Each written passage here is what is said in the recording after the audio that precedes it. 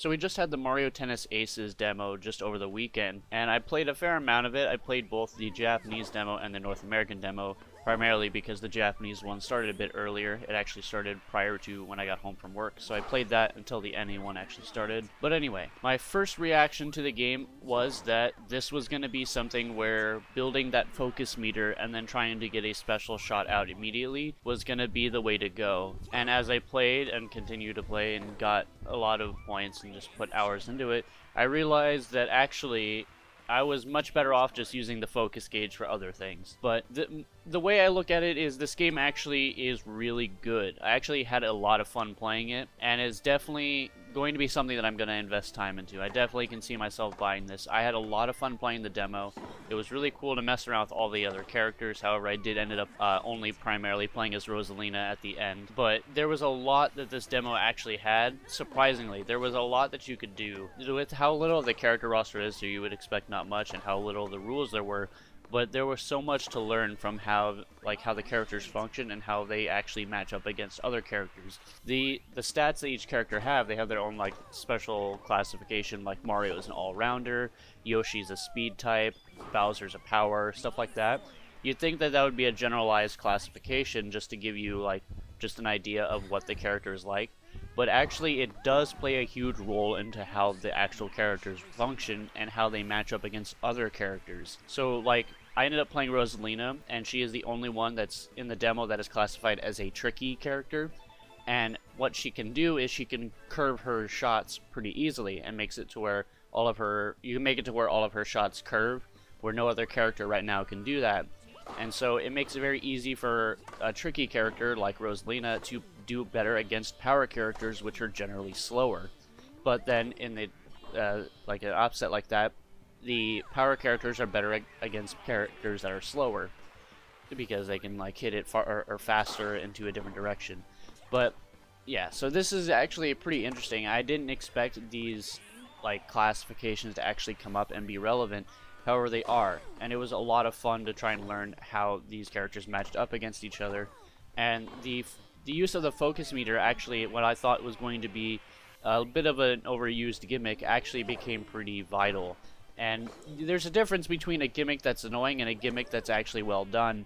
And some people would argue that the focus meter is kind of bad, and having to be able to do that is like doesn't allow people to punish you for bad positioning or being, you know, in a bad spot, or it doesn't give as much value to predicting where a person is going to go. However, I feel like it actually is really good, as it comes down to mind games. My later matches ended up just becoming me mind gaming my opponent into using some of their focus meter while I wouldn't use mine at all. And playing as Rosalina, that was actually pretty easy, as I would just curve my shots into a different direction, and almost everyone would blow their focus meter to get over there in time. And then I would just leave them with no focus while I had all of mine, and I could just use focus shots to make it harder for them to actually be able to catch up to it. So it has an interesting mechanic, and while I can understand the thought that it kind of makes it not fun, and that it allows people to not be punished for their bad positioning and bad awareness and bad play. However, if you're tricking them into using the focus because they're bad at positioning, then it actually pays off for you, because then you don't have to invest your focus meter into it. So as for problems, there is one big flaw this game has, and it's not really going to be something common. You can actually avoid this, but if someone you're playing with has bad internet, the way that this game compensates for it is by adding input delay. So if you're unaware, or maybe you just don't recognize the term, input delay is basically the action from when you press a button on the controller and when something actually happens in the game. So when someone you're playing with has a bad connection, it actually increases the time between when you press the button and when it actually happens in the game. And for something like tennis, that actually makes it very unplayable. And one of my earliest matches playing this, I had to actually start charging my swing before the person would even serve, to be able to have enough time to react to it. If I were to press a button after they had served, my character wouldn't actually do it in time to even swing at the ball. And that's kind of bad.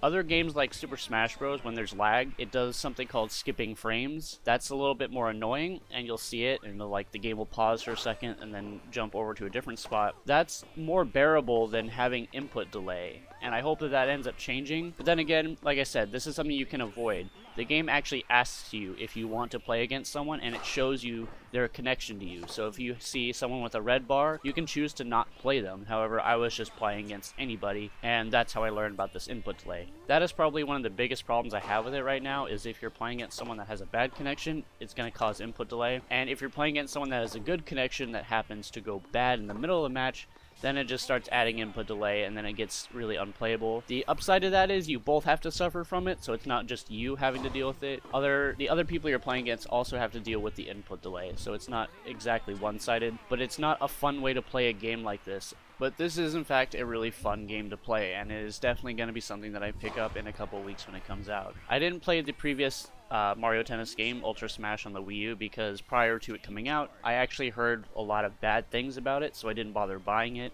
And prior to that, my last Mario Tennis game was actually the GBA one, and I was a big fan of that. So coming back to this, and this one actually being really fun to play, it's really nice, and I'm sure I'm going to have a lot of fun playing this, and it's definitely something interesting.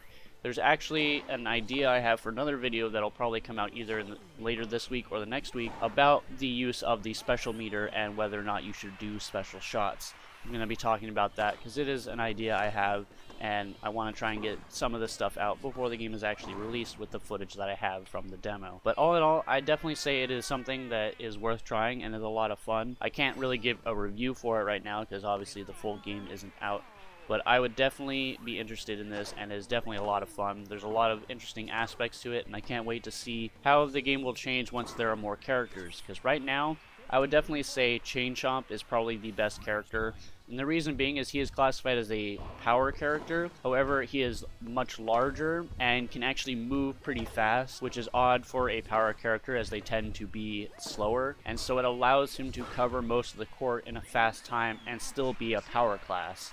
And because of that, it's sort of an annoying matchup for something like any other character that isn't like a speed class is probably going to have an annoying time keeping up with him. And it's just sort of, it's not really all that great. I'm hoping that when the final roster is available, there's going to be better ways to play against people that play Chain Chomp. But right now, the definite high tiers in the demo, in my opinion, are Rosalina and Chain Chomp. Rosalina because she's the only character in the demo that can curve her shots, and it makes it very unpredictable, and you can do a lot of mind games with them. And then Chain Chomp because he's just really big and actually moves pretty fast, and it's just easy for him to get to other sides of the court.